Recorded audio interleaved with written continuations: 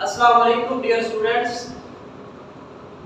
Today we are going to discuss our next topic, that is descriptive embryology.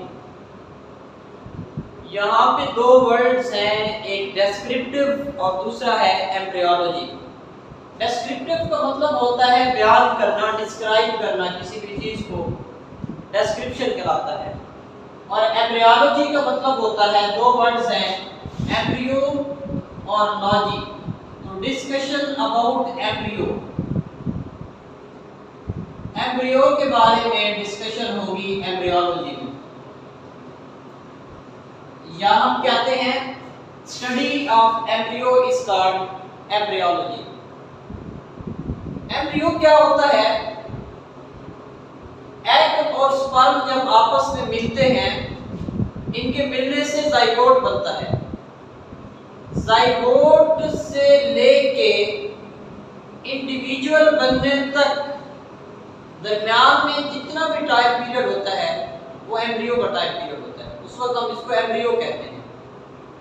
तो इस embryology में हम क्या पढ़ेंगे कि फर्टिलाइजेशन के बाद और ऑफस्प्रिंग पैदा होने से पहले दरमियान में जितनी स्टेजेस आती हैं, जितने इवेंट्स आते हैं, उन इवेंट्स को स्टडी करेंगे डिस्क्रिप्टिव एम्ब्रियोलॉजी में. How complexly in living organism. हमें पता है कि एग और स्पर्म मिलते हैं, इनके मिलने से सिंगल सेल जाइगोट बन जाता है. जाइगोट तो सिंगल सेल है, फिर लिविंग ऑर्गेनिज्म के अंदर इतनी कॉम्प्लेक्सिटी कैसे आती है ये हम देखेंगे. हमारे पास दो पॉइंट ऑफ व्यू हैं, एक है प्री फॉर्मेशन और दूसरा है एपिजीनेसिस. प्री फॉर्मेशन, प्री का मतलब होता है पहले से ही, ऑलरेडी. फॉर्मेशन का मतलब होता है बना हुआ, बन जाना. इसका मतलब ये है कि gametes contain miniature version of all elements present in adult. कि एक अडल्ट के अंदर जो एलिमेंट्स प्रेजेंट होते हैं वो सारे के सारे गैमीट्स के अंदर प्रेजेंट होते हैं, वो गैमीट्स के पास होते हैं.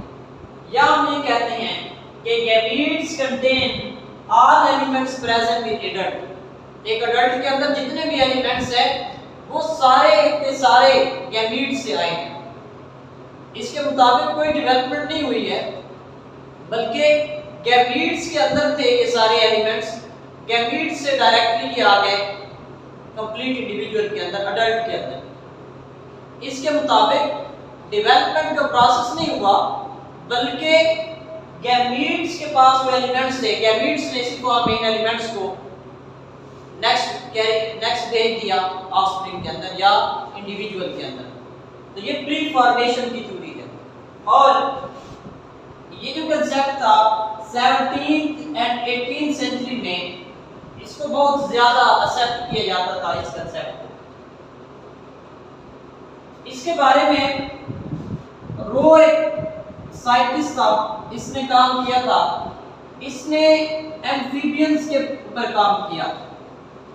इसने क्या किया, एम्फीबियन का फर्टिलाइज एग लिया, एग और स्पर्म की फ्यूजन हुई, और जब एग की फर्टिलाइजेशन होती है, जाइगोट बन जाता है. तो इसने क्या किया, जाइगोट लिया.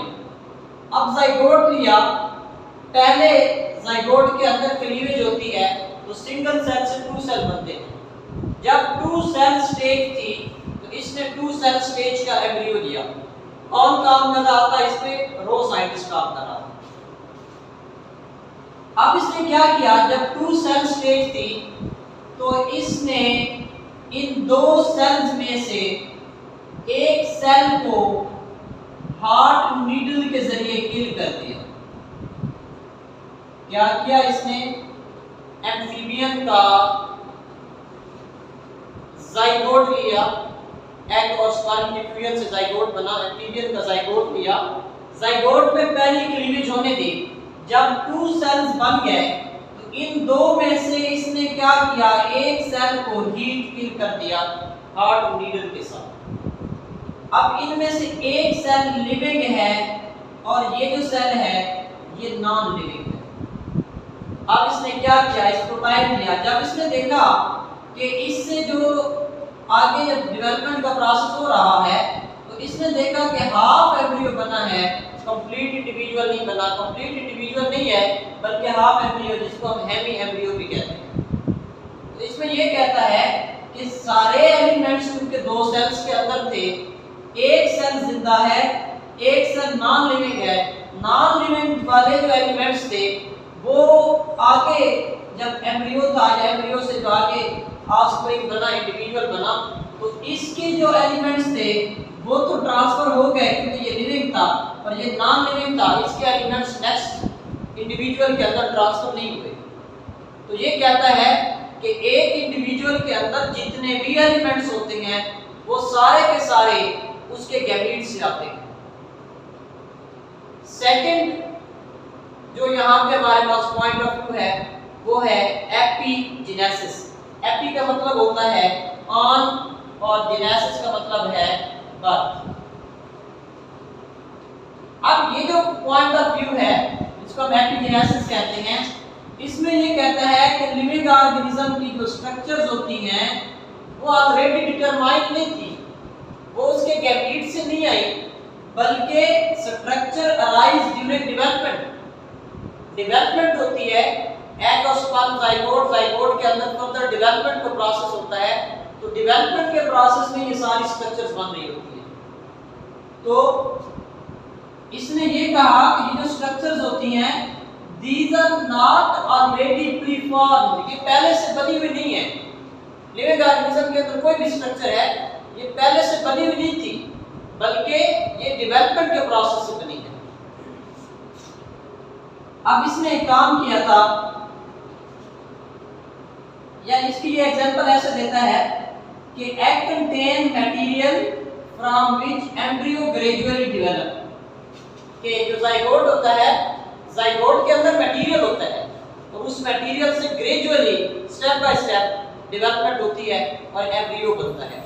इसकी एग्जांपल ये ऐसे देता है कि जिस तरह कारपेंटर होता है, उसने फर्नीचर बनाना होता है तो थोड़े थोड़े पार्ट्स को, थोड़े थोड़े लकड़ी को इकट्ठा करके वो फर्नीचर बनाता है।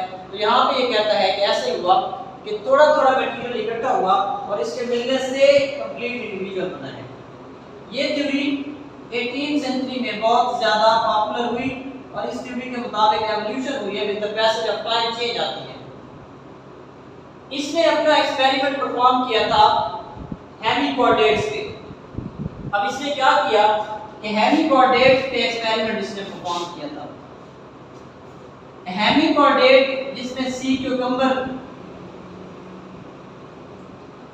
इसने एग स्पर्म आपस में फ्यूजन हुई तो जाइगोट बना। जाइगोट में पहली क्लीवेज होती है तो 2 सेल स्टेज पे इसने एम्ब्रियो लिया। अब ये क्या करता है, इस सेल को अलग कर देता है और इस सेल को अलग कर देता है। ये सेल अलग हो गया और ये सेल अलग हो गया। इनको अलाउ किया कि ये डेवलप हो।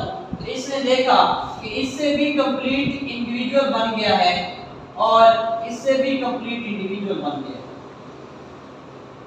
अब अगर हम ब्रीच की बात को देखें तो इसके मुताबिक हालांकि ये दोनों पहले कंबाइन थे, एक ही गैमेट से आए थे, जाइगोट एक ही था, लेकिन जब ये अलग हो गए तो होना ये चाहिए था, अगर प्री फॉर्मेशन को सही माने तो इनको डेवलप नहीं होना चाहिए था, इससे कंप्लीट इंडिविजुअल नहीं बनना चाहिए था, बल्कि आधा एम्ब्रियो बनना चाहिए था। लेकिन इसने देखा कि इससे भी कंप्लीट इंडिविजुअल बन गया, इससे भी कंप्लीट इंडिविजुअल बन गया। तो इससे ये साबित होता है कि इसके अंदर भी डेवलपमेंट होती है और इसके अंदर भी डेवलपमेंट होती है, तभी जाके कंप्लीट इंडिविजुअल बनता है। अब फिर बाद में ये बताया गया कि जो इसका पॉइंट ऑफ व्यू था, जो इसने एक्सपेरिमेंट किया था, इसमें कंप्लीट इसलिए नहीं बना था, ये बात नहीं थी कि जिस तरह इसकी बात थी कि मिनिएचर वर्जन होता है अडल्ट का, ऐसा नहीं था, बल्कि ये बताते हैं कि इसलिए इन्होंने डेवलप नहीं किया कि ये जो किल्ड था इसने अपना इफेक्ट शो किया हेल्दी पे, नॉर्मल सेल पे, और इसकी वजह से इसने सही तरह से डेवलपमेंट शो नहीं की।